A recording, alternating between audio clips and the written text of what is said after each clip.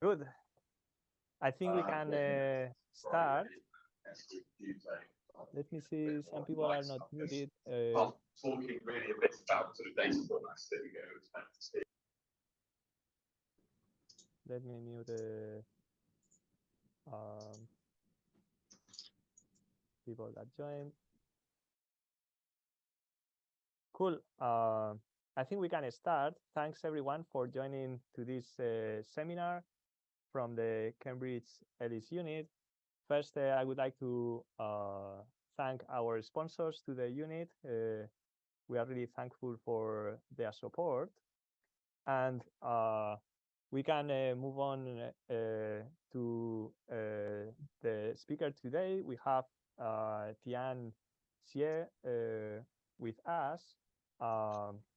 Tian is a researcher at Microsoft Research, working at the intersection of deep learning and materials discovery.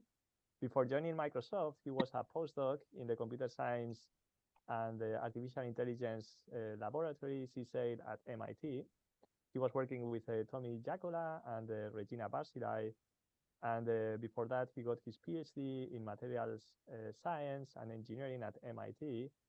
And before that, he studied his undergrad in chemistry at Peking University.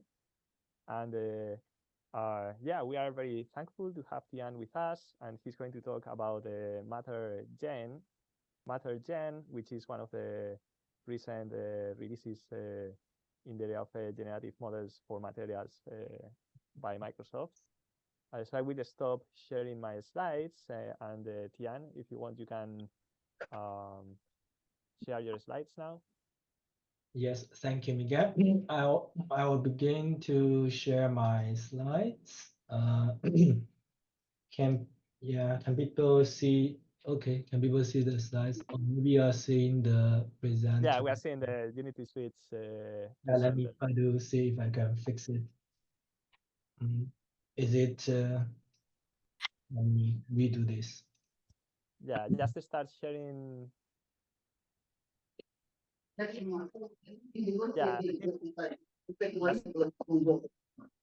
Yeah. You can click on full screen view. I think to start you can start the presentation, and then it could be that you need to switch the presenter view.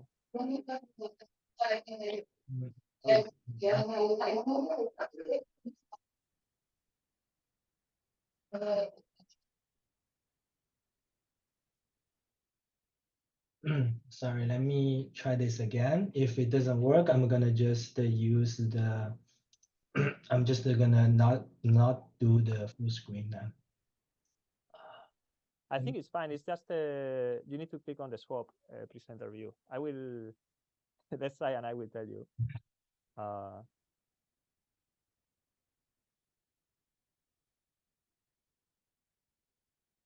Okay. Yeah, now click on. Yeah, now it works. Okay, correct. Thanks again, Miguel, for the invitation, and it is a great opportunity to be here to be kind of sharing our work about MatterGen. So I think this is actually the first public talk about MatterGen. I'm so excited to be here to share about something that we have been working on at our team for the last year or so. So most of the things I'm going to talk about today will be on this preprint that we released around a month ago.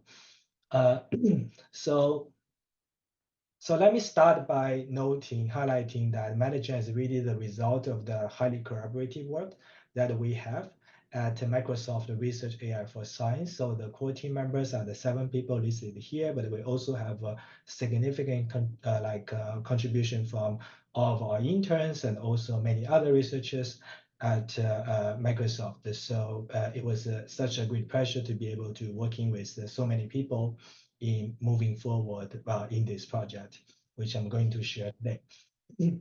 So let me start with a general kind of overview about the materials design problem, because I think many of you probably know that material design is one of the cornerstones of modern technology. Many of the key challenges that we are facing today are really bottlenecked by the discovery of a new material. For example, if you're finding a battery material with higher energy density, you could have electric cars that runs much longer. If you can find a carbon capture material, then this will be part of the solution, part of our solution to solving climate change that could potentially leading to $1 trillion business in the market. So the central question for materials design is really about finding a material whose properties satisfy the design requirements for the application. Here, I'm steering a slide from Professor Xuping Ong, who is a battery expert.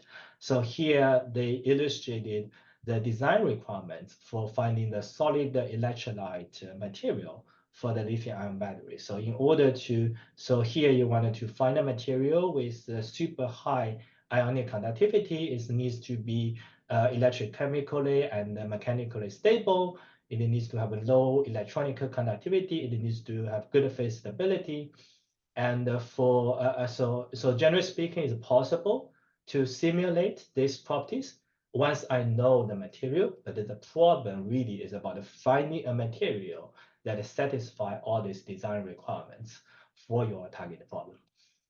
So the typical way that this community has been using for design new materials is via screening. So the basic idea can be understood via this screening funnel, where you start with a list of a set of candidates, right? Usually 10K to 100K, and then you compute each one of these individual properties using simulation and gradually filter down the candidates. So at the end, you get maybe 5 to 10 materials, which will then send into the lab for the experimental synthesis. So if there's a good material out of it, then this will build into a device, say a battery, and then being scaled up for commercialization.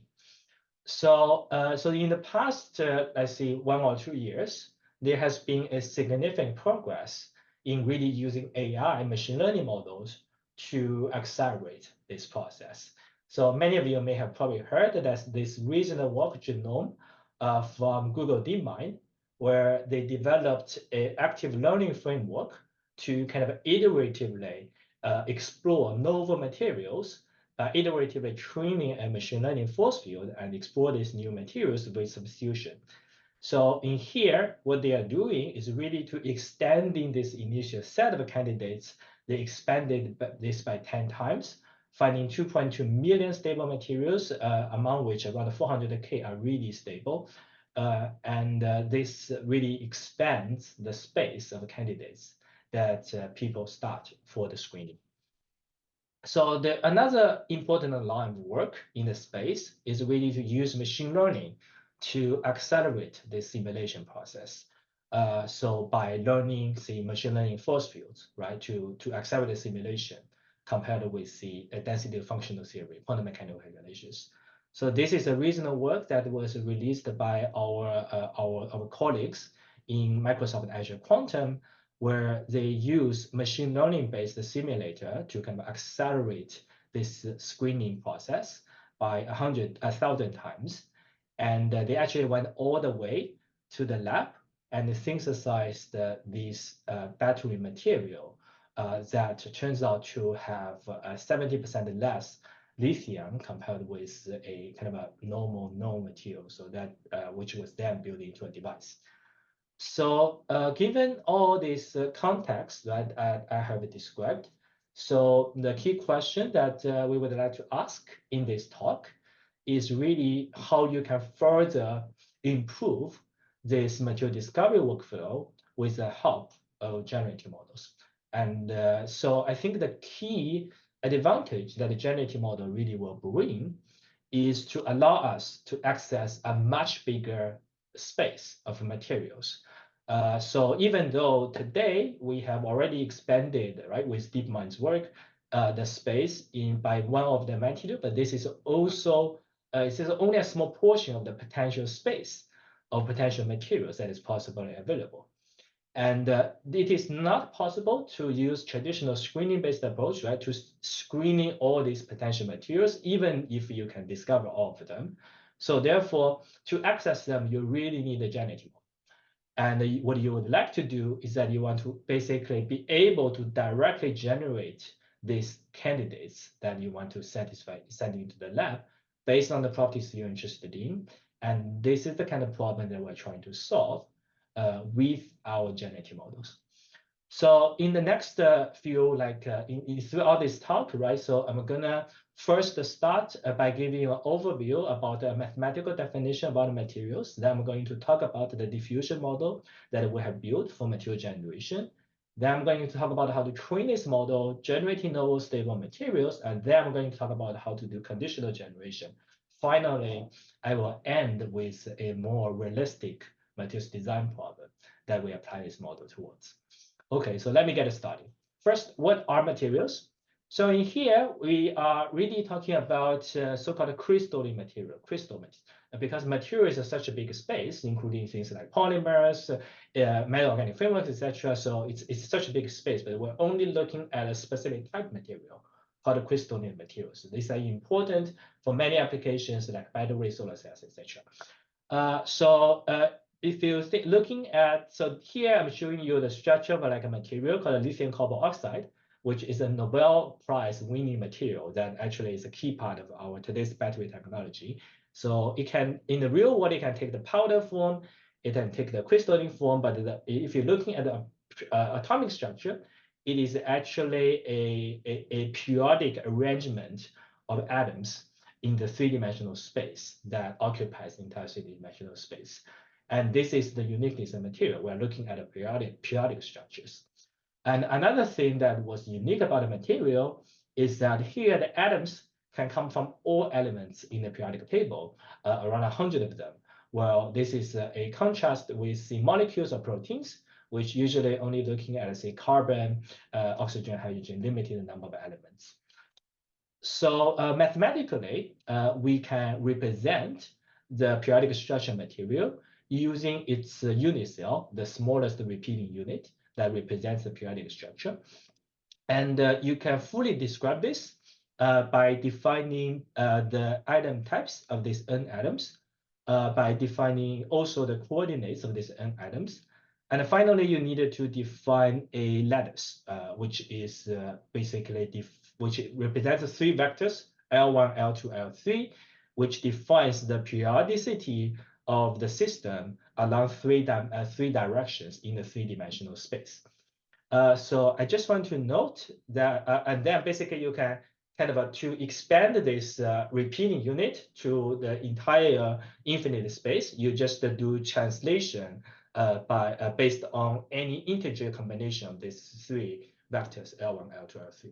So just to note that in here, we use the fractional coordinates of atoms, which uses this three vector as basis, so that this will be a number between 0 and 1, because everything is inside this repeating unit. And you can get the Cartesian coordinate by doing a dot product of the fractional coordinate with respect to L, and then you get this xi tilde for the Cartesian. So this is the notation that we're going to use today. Okay. So now that I have described the mathematical description about the structure of material, it's important to understand what we mean by a stable material. Because you can think that, let's assume that you have two atom types, A and B, right? You can kind of arrange them in many, many different ways to form a periodic structure in the three-dimensional space. However, only a very specific arrangement of atoms can form a stable structure. Then the question is, how would you define stability here, right? So in order to do that, what you would do is that you will kind of draw a so-called a phase diagram, which looks like this, where in each dot represents a unique structure of a material that is made of atoms A and B, and the x-axis is the concentration of A in this combination, and the y-axis is energy. So you can imagine that you can kind of plot all these different structures of their energies in this plot, and the stable structures are the ones that at the lower convex hull in this diagram, basically the gray dots in this diagram. And these are the stable ones that can potentially be synthesized via experiments. Besides this, there is also an important concept that I would like to introduce, which is called the energy above the Hall, which basically means the distance of this material with respect to the convex Hall. So generally speaking, right? So if energy above Hall equals to 0, it means it's stable, and there's a high likelihood of this material to be synthesized. And if this value is small, meaning below 0.1, they can also potentially be synthesized. They call it metastable. So there are many materials that are metastable. For example, diamond is one example. It's like around 0.14 EV above the Hall. So basically, we are looking at materials that are both stable and metastable here. So therefore, so let me be concretizing, right? What is the learning problem that we want to solve for our generative model? So the learning objective is really to learn a generative model that generates this unit cell representation about crystals that can generate all metastable materials that form a periodic structure in the three-dimensional space. So because in here, we are looking at a space where the data is not huge, right? We're talking about maybe millions, tens of thousands to millions of data points. So it would be nice if we can build in some inductive bias, right, into our generative model. So therefore, we hope there are some criteria we want to have for our generative model. We hope to have an equivariant generation process that respects the symmetry of materials. So we hope to capture periodicity. And also because you want to kind of do conditional generation, right? You want to generate materials given the target condition required by your application. You want to have the capability to add different conditions. And this is the problem that we'd like to solve in the MatterGen. So now let me move on to talk about our diffusion model for materials. So let me start with a brief introduction about what are diffusion models. These are one of the state-of-art generative models that has been achieving state-of-art generation performance for a variety of data modalities, including images, proteins, and molecules. So if you're interested in learning more, you can actually looking at this tutorial, which gives a good introduction about diffusion models. But here at the highest level, right? So basically in diffusion models, we generate the data by learning a denoising process which is a generative model. So basically, in the diffusion model, during the training process, right, what you would do is that you would design a fixed forward corruption process. You take the training data, you add, for example, Gaussian noise into the image, so that at the limit of this corruption process, your data would approach a distribution that which is a fixed stationary distribution that you can actually sample from. At the same time, you would learn a neural network to kind of reverse this generation process, such that then when you actually try to sample, you sample from this limit distribution and then use your model to noise it to generating your data modality. So in our case, right, so what we need to do is that we needed to design a specific forward corruption process for periodic crystals. And then we need to define how to design a score network to learn the reverse and denoising process. So these are the two parts that I'm going to talk about in detail in the next few slides. So first, let me talk about the forward corruption process. How would you kind of corrupt these atom types positions and the ladders so that it can approach a limit distribution of random crystals that we can sample from. So in here, we actually do a factorization in the forward corruption process, where we basically factorize such that we have an independent forward corruption process for atom types, fractional coordinates, and the lattice. So I just want to note here that even though the forward corruption process for atom types, coordinates, and lattice, they are independent, in the reverse process, we still learn a joint model, right? So therefore, the reverse process is a joint for all these three data modalities. So therefore, so in the next few slides, we're going to talk in more detail for how do we design the forward corruption process for each one of these attributes.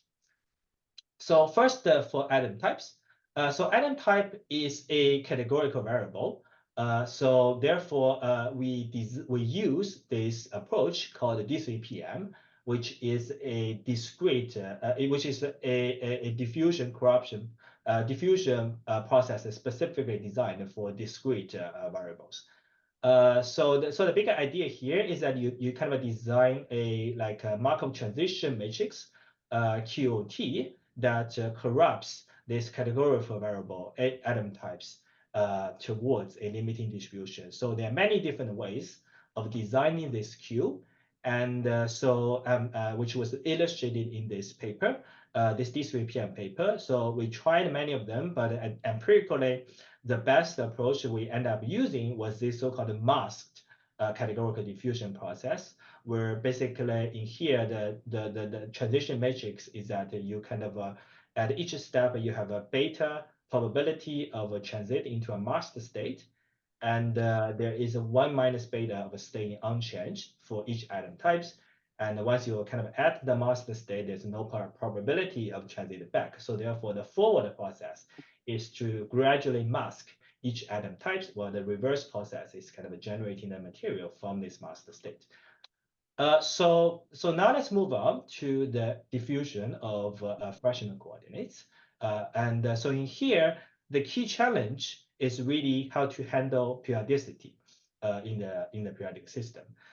Because if you look at the coordinates of atoms, right? So it basically, if one atom move outside of the periodic box in one direction, and it actually moves back, right? So it's important that your diffusion process should be able to capture this periodicity. And we got inspirations from this work called torsional diffusion, which actually solves this problem in one dimension. So in here, they try to build a diffusion process for this torsional angle, right, which is a value between minus pi to the pi, and but it also has this periodicity geometry, because if you move outside of a pi, you kind of go back from minus pi, right? So to kind of describe this, to design a diffusion process for this kind of periodic variables. What you can do is that you can use a so-called rep normal distribution to design a forward corruption process, which is basically a bunch of Gaussian that is each centered at around 0, 2 pi, 4 pi, minus 2 pi, etc. And if you kind of sum up all these Gaussians and then gradually increase the variance in the forward diffusion process, then the limiting distribution will be a uniform distribution between minus pi and pi. So this will be very intuitive, because then the limiting distribution will just be a uniform distribution around this box.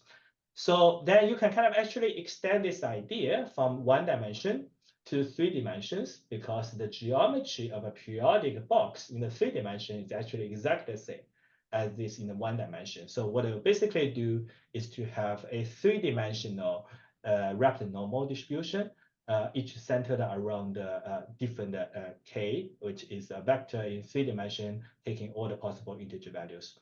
And this is how do we model the forward diffusion for the fractional coordinates.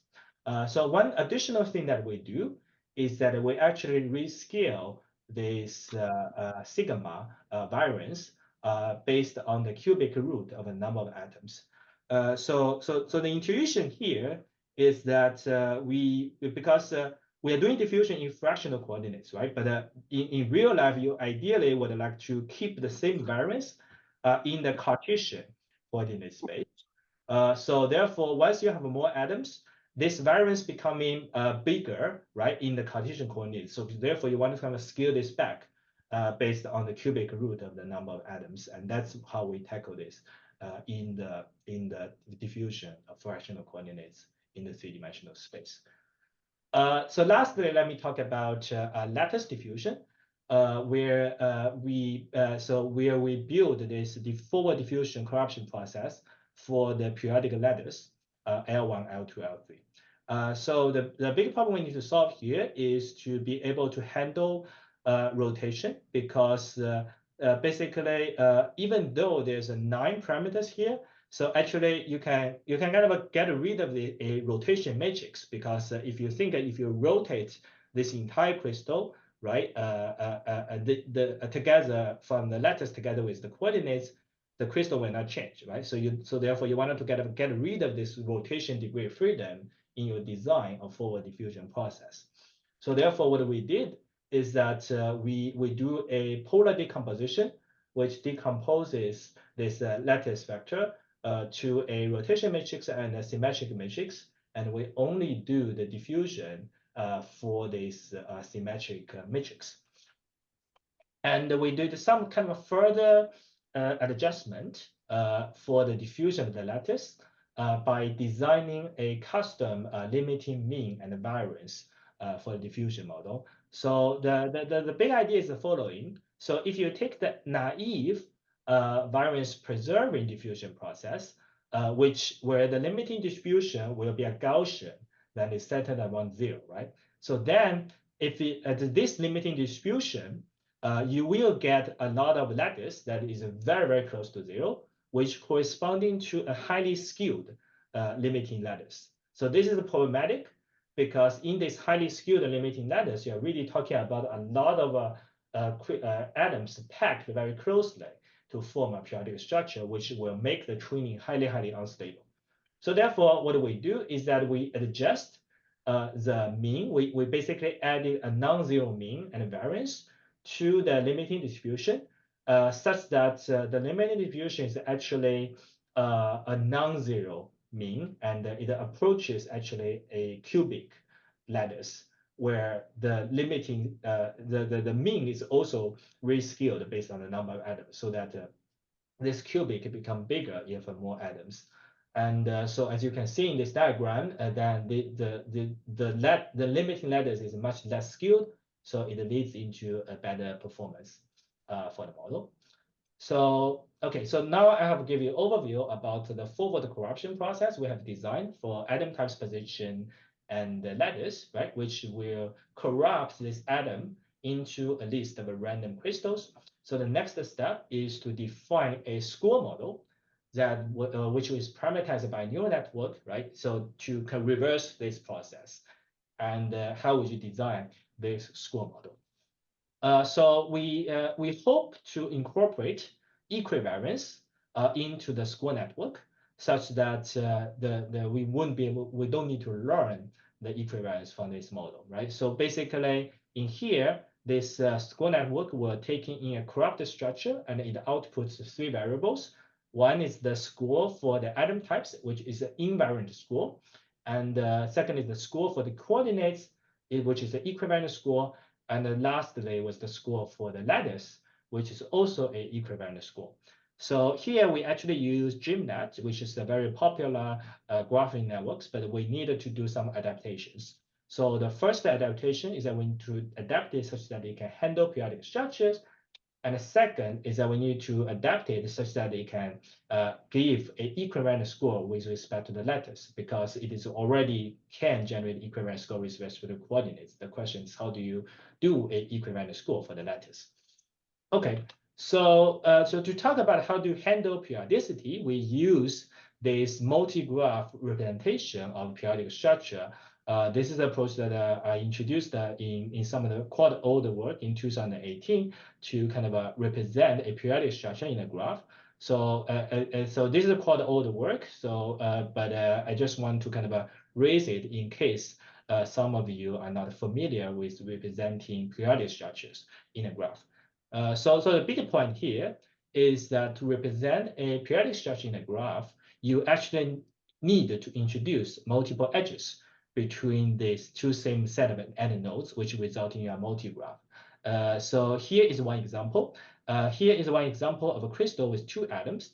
But if you're looking at the center atoms and count its neighbors, it actually have 8 neighbors. And the distance of each neighbor corresponding to the center is the same.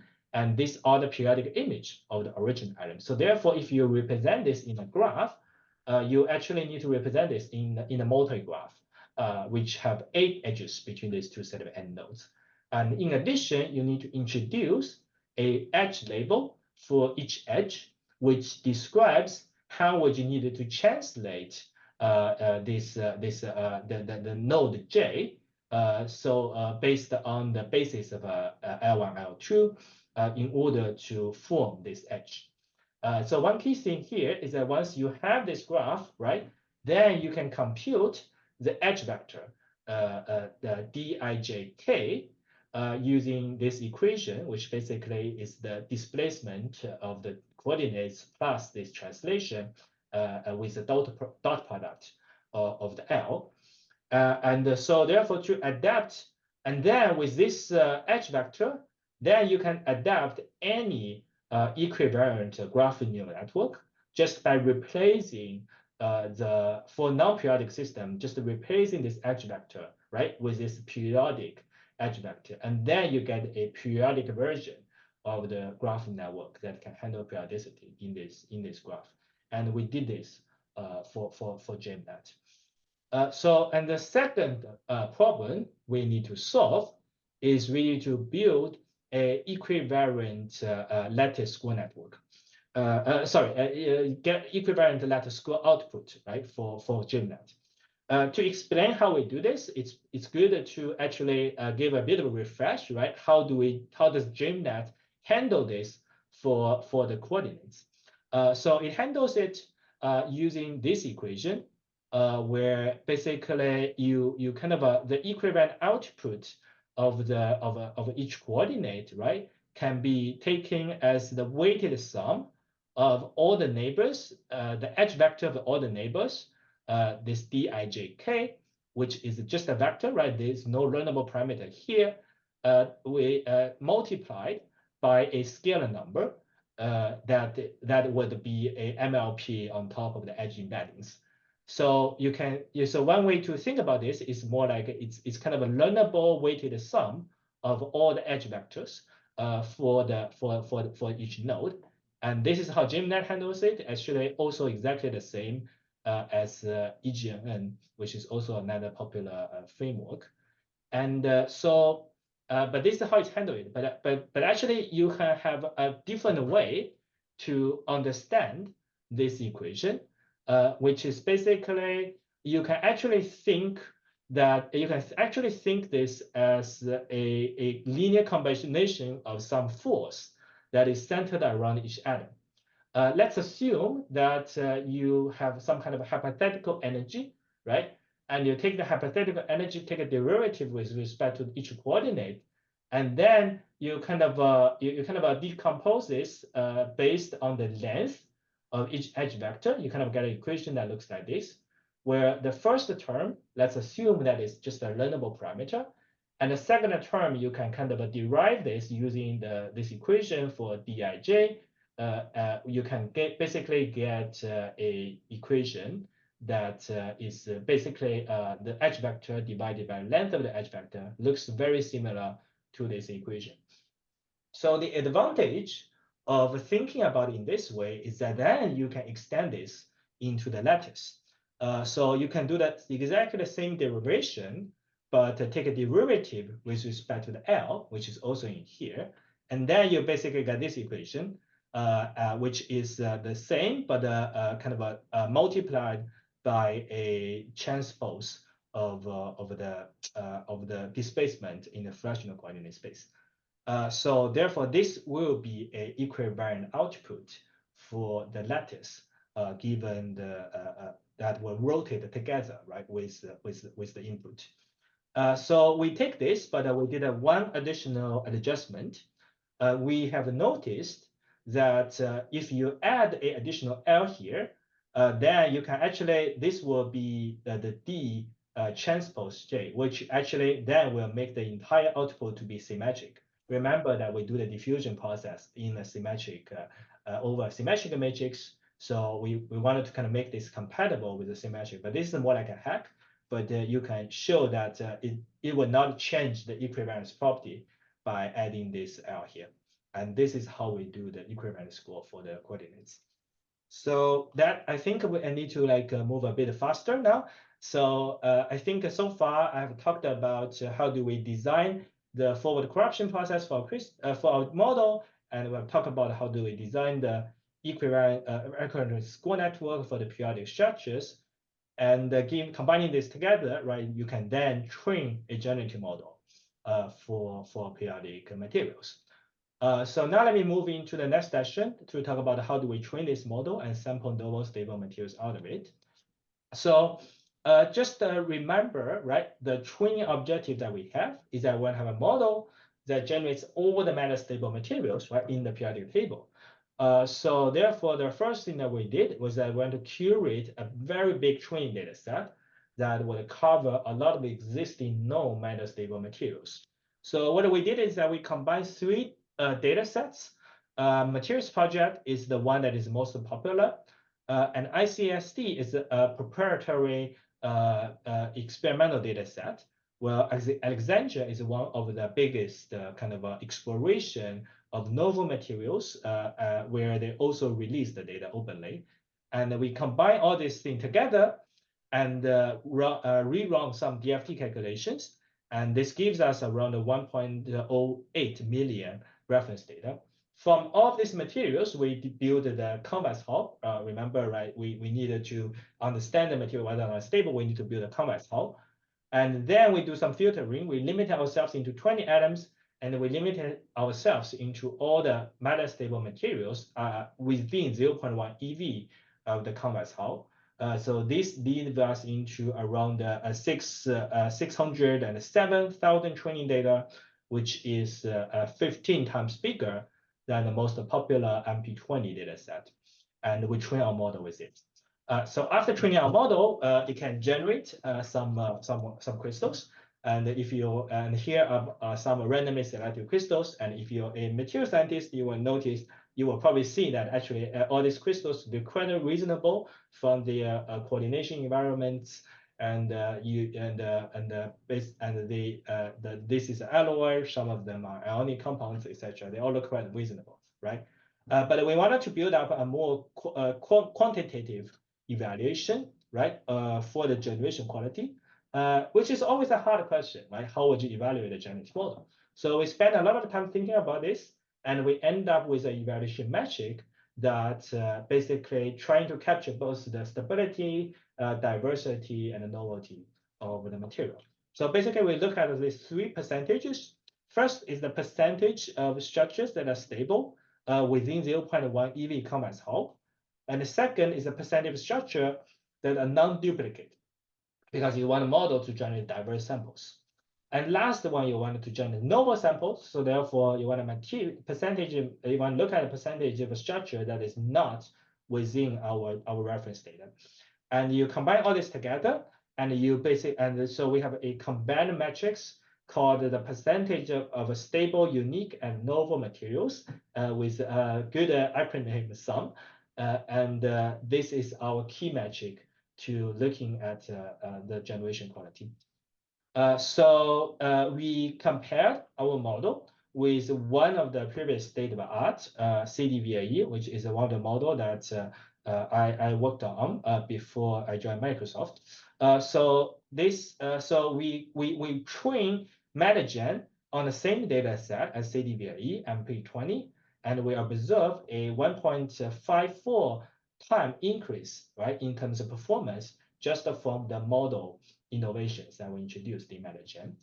And then we train MatterGen on a much bigger data set that we have created, and we found a further 1.81 increase as a result of the bigger data set training.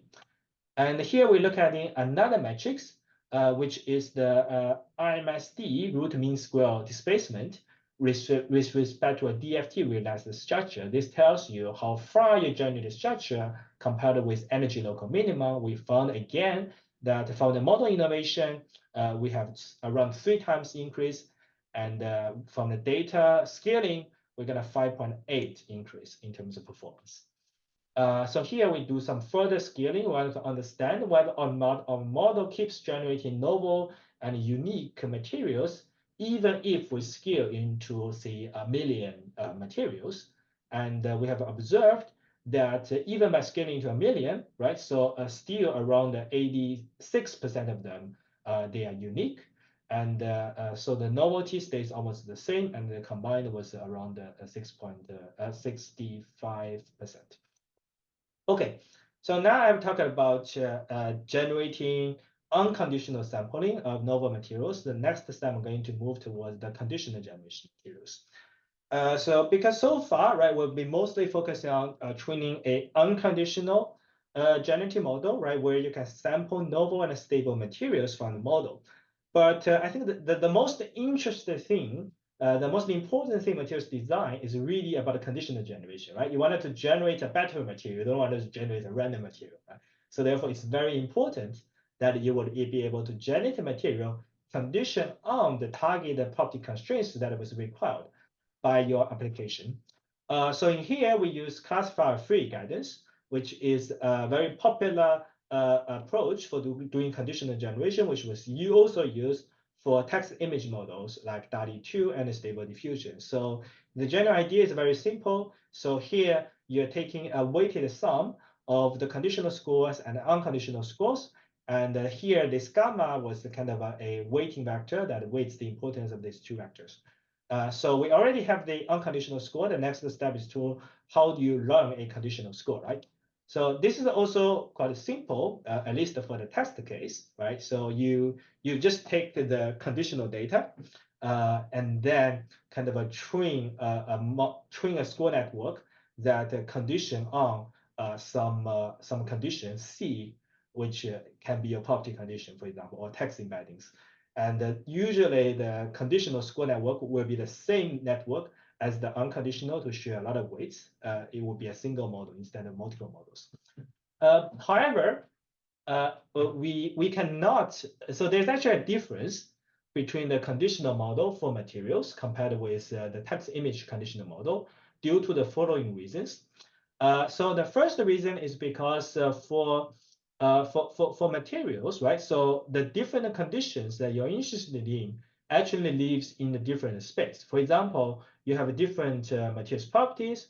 You want to condition on chemistry, right? So these are all in different spaces. While in contrast, for example, in text image model, right? All the text condition, they all live in the same embedding space for the text embedding model. So this is different. And the second difference is that the conditional data that we have for materials is usually very sparse because it's much more expensive to simulate the property of materials than simulating whether or not material is stable. So therefore, you usually have much fewer conditional labels than the unconditional data that you have. This is also very different from text image generative model because for those, for every single image, you have a corresponding text.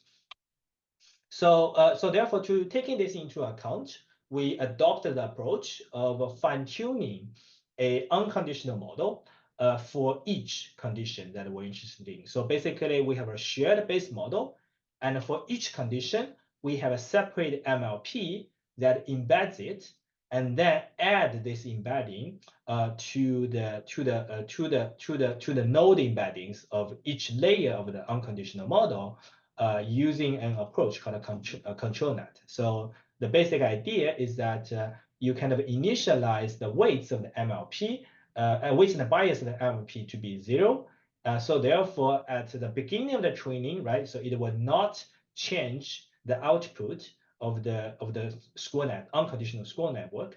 And only if you train this model, right, you train the MLP, then it will kind of alter the output for the conditional model. So this is kind of a parameter efficient fine-tuning approach that we adopt for training, so for fine-tuning conditional models from the unconditional models. So with this approach, we actually fine-tuned the base model of a MatterGen so that it can generate materials based on a variety range of different conditions, including things like chemistry, including things like symmetry and properties. Due to the time, I'm only talking about chemistry and property here, so you can read more about symmetry in our paper. So for the chemistry here, the problem is really about generating material for a given set of elements. And this is an important task because basically this is remember the phase diagram I showed before, right? So this is really trying to find this lowest energy structures given any combination of elements. And this is an important task for novel material discovery. And so we try to test our model in this. So here we randomly selected 9 ternary 3 elements, 9 quaternary 4 element, and 9 quinary element systems with varying degree of exploration. We kind of compare our model with 2 baselines, random structure search and substitution. So these are really important baselines because, for example, the DMind work basically uses the substitution combined with machine learning force field to generate novel material. So we wanted to compare with these important baseline methods. So the entire pipeline was that each model generates some candidates, and then it goes through a machine learning force field to predict stability, and then the top candidates were sent to DFT for validate their stability. And we found that our model, in summary, have a highest percentage of discovered stable novel unique materials for all these different number of elements compared with baselines. However, if you count the structures that were actually on the final canvas hull, so the substitution methods will still have an advantage, but our model have a unique advantage at the 5-element system. This makes sense because 5-element system is the most complex, right? You wanted to have a good prior to generating good candidates, and this is where this is why you need generative model having advantage here. So this is just one example that we show for this example. Just because of the time, I think I'm gonna move a bit faster. I'm skipping this example. Okay, so the second thing we're gonna looking at is about generating material given target property constraints. So this is the most important task for material conditional generation because we hope to replace the traditional screening-based paradigm by directly generating the final candidates conditional on the properties. So in here, we apply the model, fine-tune the model for 3 different type properties: magnetic density, which is a magnetic property; band gap, which is an electronic property; Bock modulus, which is a mechanical property. And we found with each one of them have different number of labels, and we found that the model actually was able to shift the conditional distribution quite significantly away from the unconditional distribution for all these tasks. And this is quite significant because I think this is the first time I think people were able to clearly demonstrate that with the generative model. And more importantly, I think for some of the tasks like magnetic density and Bock modulus, right? So you can see the generated samples are actually in the top 1 or top 0.1 percentile in the initial distribution. So here is again some candidates that we generate, which are again skip. And so in here, I'm just adding one additional result, which is that actually we show that the generative model do have an advantage over traditional screening-based methods. Here we are showing that basically here the screening baseline was basically taking a property predictor and then compute the property of all the unlabeled data and then simulating only the top ones. What we found is that as you're increasing the total DFT budget, right? So the structure you find with screening gradually saturates while the generative model keeps generating novel materials. This means that, okay, generative material can actually discover much more materials while the screening was limited by the total number of candidates. So I think that's one indication that a really generative model is having a key advantage over traditional screening-based pipelines. So, okay, let me go into just this one. I'm going to very quick, which is a final realistic materials design problem that we apply our model towards. So this is the problem about finding so-called low supply chain risk magnets, because the existing magnets have some so-called rare earth elements, which poses a potential supply chain risk because the supply chain of these metals are really concentrated on specific countries. So therefore, basically, we are looking at a multi-property optimization problem here, where you try to maximizing the magnetic density, and you want to minimizing the supply chain risk defined by HHI score, weighted sum of different elements of the scarcity of each element.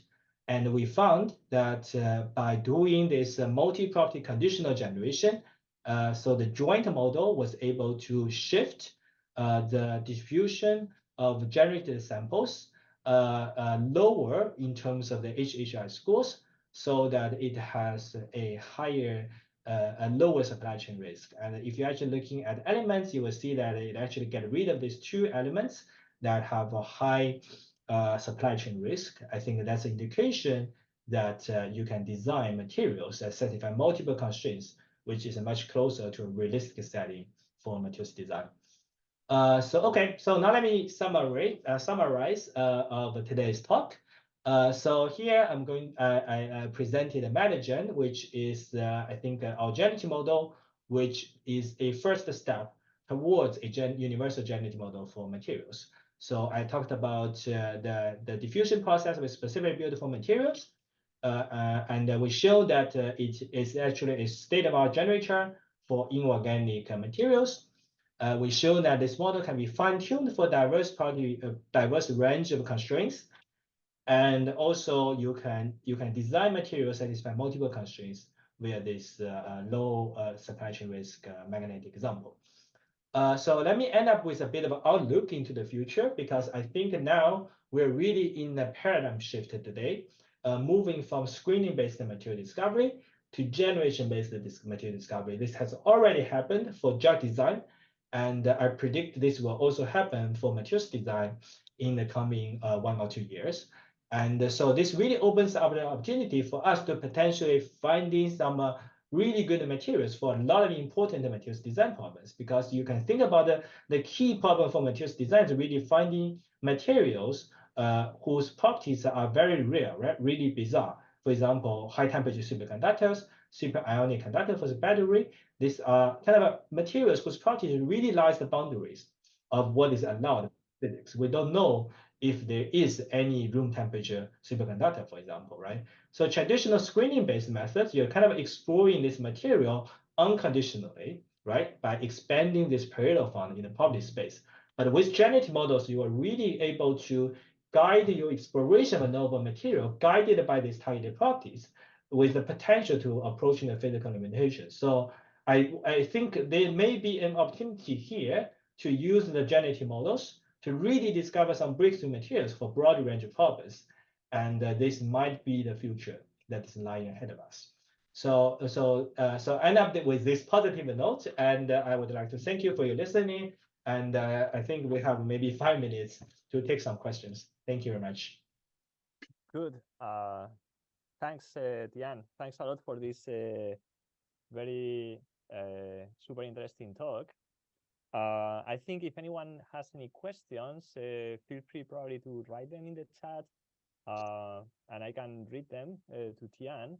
Maybe we can start with one question that I have, and then this is about the optimization generation conditional on properties. The way I understand is that you are actually just fine-tuning the model. No, you have like a big model that you already trained on all the data. And then when you are interested in generating conditioning on some particular property value, you will have this neural network. I think you had like a multi-layer perceptron that is kind of changing slightly the parameters in the pre-trained model.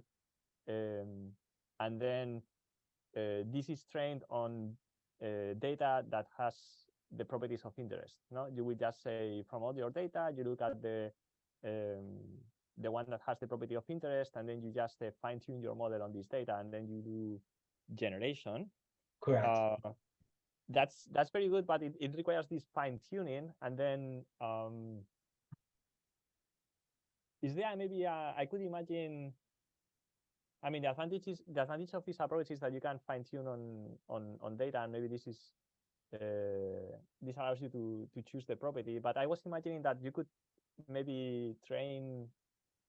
I mean, some people use in diffusion these guidance methods, no? That as you are doing the diffusion process, you have some guidance And then you can kind of train these models separately. What is kind of the main advantage of this fine tuning over the guidance Directly approach? training, yeah.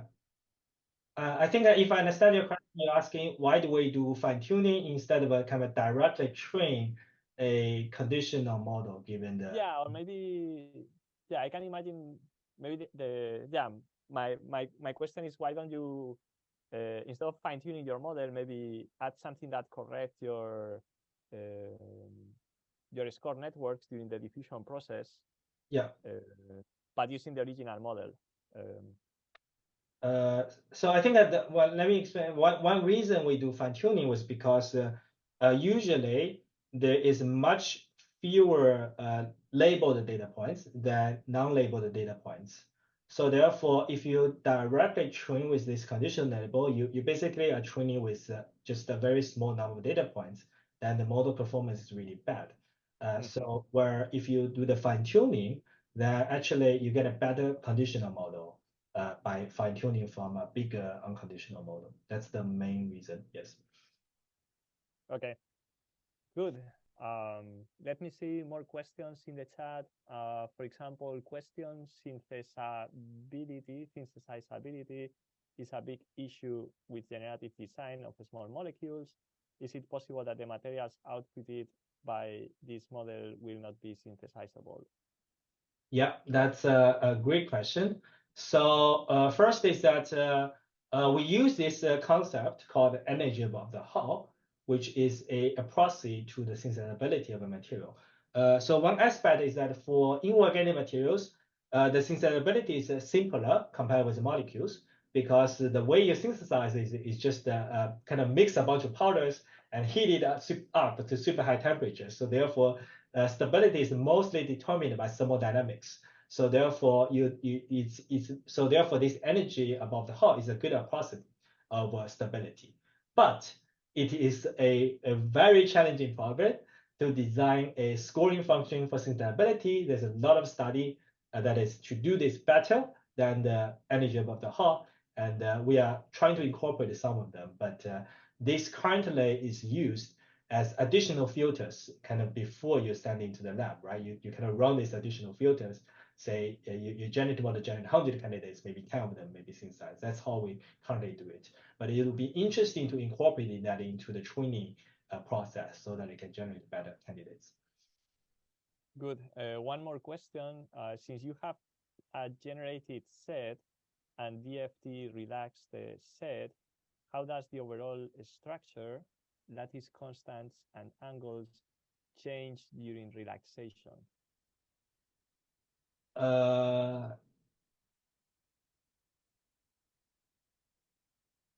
Yeah, this is a great question. So we did not look specifically into the details yet. So you talk about the lattice constant or angles, right? So yeah, we did not look that into the specific details, but we computed the RMSD, right, before and after the relaxation. At least for our latest model, this RMSD is kind of in the order of 0.02 angstrom, which is a very, very small number. So we are pretty satisfied with the RMSD. The symmetry. So the question is, he thinks the symmetry within each unit cell might change in the relaxation process. That's a good question. We did take a look. I think majority of the crystal, the symmetry do not change. That I think I can confirm. The symmetry do not change in the diffusion process, at least for the vast majority. Yeah. Good. I have one more question, and it's related to this number of elements in the cell. Typically, all these diffusion models you have to fix beforehand. In most cases, the number of elements that you are doing the diffusion over. You mentioned that you have this maximum of 20 atoms, I think, is in the training data. Do you work with 20 atoms all the time, or what do you do exactly to determine? Yeah, exactly. So yeah, currently in the diffusion process, the number of atoms do not change. But I saw some recent work, for example, there's a jump diffusion model that actually can change the number of atoms. We're really interested in those. but right now, a number of atoms do not change. And so this is actually one limitation of the model. Currently, we focus on smaller crystals because if you're generating bigger crystals, the generation quality becoming worse, and this is a problem that we try to tackle. We have one question by Gabor about the machine learning force field that you use after. Oh yes, yes. So we use M3GNet, which I think you're probably familiar with, Gabo. And but we have some internal model that kind of trains it with a bigger data set. Yeah, but yeah, that's what we use. Good. I think we're out of time. Thanks a lot for your talk, Tian, and yeah, looking forward to seeing you around in Cambridge soon. Bye, everyone. Thanks for attending.